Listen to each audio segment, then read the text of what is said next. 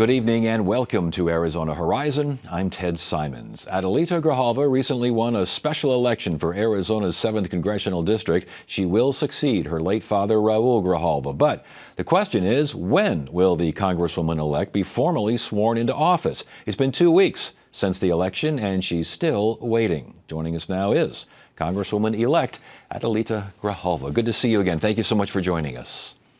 Thank you for having me. Yeah, and first of all, where are you right now? I'm here in District. Okay, so you're in Tucson. Right. Okay. Yep. All right, and we're going to get to that in a second. But first of all, what are you hearing regarding getting sworn in? Nothing at all directly. So some of the frustration has been that there has been no direct communication from Speaker Johnson's office and myself. And that has been very frustrating because, we have a precedent here that this speaker has sworn people in during a pro forma session, April 2nd, with 2 Republican representatives, Petronas and Fine. They were sworn in less than 24 hours from the date of their election. And then Representative Walkinshaw from Virginia, a Democrat, also sworn in less than 24 hours after his election. And that the Congress was in session. But this idea that we need to be in session or we can't have a shutdown in order to swear me in is completely inaccurate because this speaker has done both. And then in 2019, a whole freshman class was sworn in during a shutdown. The speaker has said that he will swear you in when the House returns to session. And he says the House won't return to session while there is a shutdown. How do you respond to that? Where are the Republican House members working? Where are they working? Right now, they seem to be on vacation when Democrats are in DC ready to get to work to negotiate an end to the shutdown. Every day we are shut down, families are harmed. Our economy is going to suffer. Just the last time we were in a significant shutdown, the hit to our economy was $11 billion. And that, with inflation, it will be higher. And we just continue to hurt people by not going to work. I want to get to the shutdown as well in a second here. But as far as the speaker is concerned, he says new members will take their sworn into office only when the House is fully meeting. And that is standard practice. But not for this speaker who on April 1st, 2 members were voted in. And on April 2nd, on a pro forma session, were sworn in. Like the hypocrisy and the changing of the rules is very interesting to me. We have a precedent with this speaker this year that 3 other members elected in specials were sworn in under 24 hours from the time of their election. And here I am 2 weeks later. This Chicana from Arizona, apparently the rules are all different for me. Well, again, I just want to make sure we get clear his point. His point is Congress is not in session. There is a government shutdown right now, which didn't exist. Government shutdown didn't exist during those other swearing-in ceremonies. Does he have a point there? But no, he does not, because we did have a shutdown from 2018 to 2019, and an entire freshman class was sworn in during the shutdown. And so a pro forma session, Congress can call me to be there tomorrow, call a pro forma session, and I can be there tomorrow and be sworn in. There's no restrictions there. So what do you think is happening here? Because there's a lot of speculation that you are the deciding vote as to getting a vote on releasing the Epstein file. Is that what you think is going on here? I really try not to be part of the conspiracy theorist sort of idea that this all has to do with the Epstein files. But respectfully, there is nothing different from me getting sworn in than my 3 will-be colleagues eventually getting sworn in earlier this year, even earlier this month. So the Epstein files is the only outstanding issue, in my opinion. And unless we want to go with the obvious that I'm a woman of color, which excuse does Speaker Johnson want to throw in? Well, and I want to ask, if you say you're in Tucson here, how much access do you have at the Capitol? What is there for you, if anything?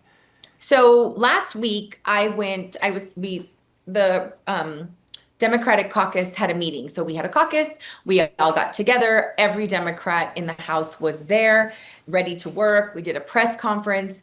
I have to be escorted in everywhere because I don't have any kind of legal reason to be in the House, especially now that the House or that the government is shut down. So my nameplate is on the office that I'm going to occupy, but I don't have keys and I can't get in. And when I was walking in with other members of Congress from the base of the Capitol down the stairs, I was stopped at security and had to be escorted in by very kind and very accommodating staff members from other congressional offices because I don't have staff and I don't have standing there. So you don't have staff right now. Do you have a makeshift office, makeshift staff? Nothing.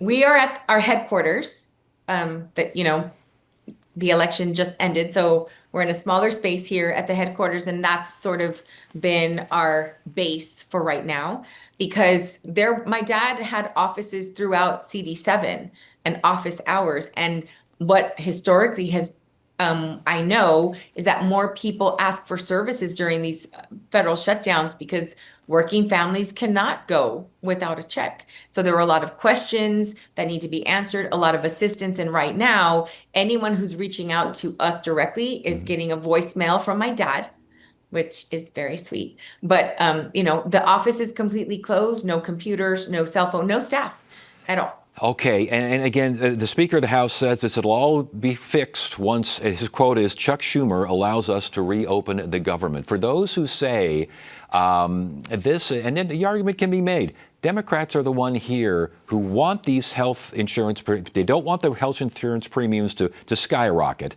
at the end of the year. We understand that, but Democrats are also responsible, it is argued, for the closing down of the government. How do you respond to that? Democrats are in the minority. The Republicans have the White House, the Senate, and the House of Representatives.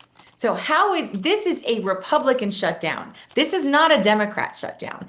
And when Speaker Johnson says the House did their job, they basically put forward a continuing resolution that had no input from Democrats at all. And then shoved it into the Senate and saying, now you pass this, and until you pass this, we're not coming back to work. This is not a true effort to really try to address the concern that an overwhelming number of Americans want us to address, which is protecting the ACA subsidies and keeping people insured, keeping rural hospitals open. Those are all important factors that, Speaker Johnson says, well, we can work on that later. We don't trust a handshake. Democrats need actual law in the books because otherwise everything else can be rolled back, and we've seen that done with this administration. So when it is argued that Democrats should just go ahead, reopen the government and charge ahead with this idea of insurance and subsidies in the rural hospitals, the whole 9 yards here, which is, these are all issues and they are all important and they all need to be considered, but they can't be considered when the government is shut down. Does it make sense to keep the government shut down, or are you just saying you can't trust them once you get back in session? No. What we need to do is we need to be able to codify it into law. That's what needs to happen. And so Congress, we're exempt. Members of Congress are going to get paid whether they show up to work at the Capitol or not. And so we are exempt. So it doesn't matter whether the government is shut down. Look at the Senate. The Senate is still working and having hearings. Congress isn't. So the House isn't. So we need to do our job. And when we can't do our job if we're not present, which is why Democrats continue to have a presence on the Hill. And look at the social media posts from so many of my colleagues. There is not a Republican around. Last question, and real quickly here. Obviously, you're familiar with the workings of Congress through your dad. I'm sure he had some stories to tell around the table. But this is your first exposure now to what will be your career in Washington. What are your thoughts? It sounds like everything is broken back there. There is some serious dysfunction, that's for sure. There are a lot of things that need to be fixed, in my opinion. And this administration is not helping to correct any of those. They're actually exacerbating so many of the issues that people point to. The inefficiencies, the insecurity, the lack of transparency. This administration is ushering that forward. All right, Congresswoman-elect Adelita Grijalva, it's good to have you here. Thank you so much for joining us. And next time we speak, maybe we'll speak to you from D.C., huh? That would be great. Thank you so much. Thank you so much for having me.